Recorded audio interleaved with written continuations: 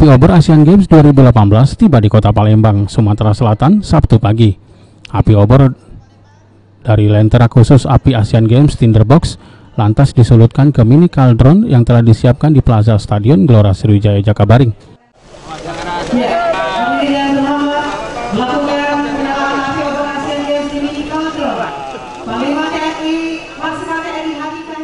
Menteri Pertahanan RI Riam Rizal Riyakudu yang juga menghadiri upacara Asian Games di Kota Palembang ini lantas menyelutkan api ke obor dan menyerahkan obor kepada Gubernur Sumsel Alek Nurdin.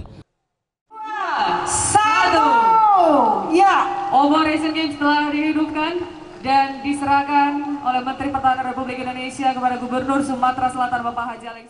Dalam proses penerimaan ini, Alex ditemani berbagai pihak dari institusi terkait seperti tim kepolisian hingga panitia pelaksana Asian Games Inasgok.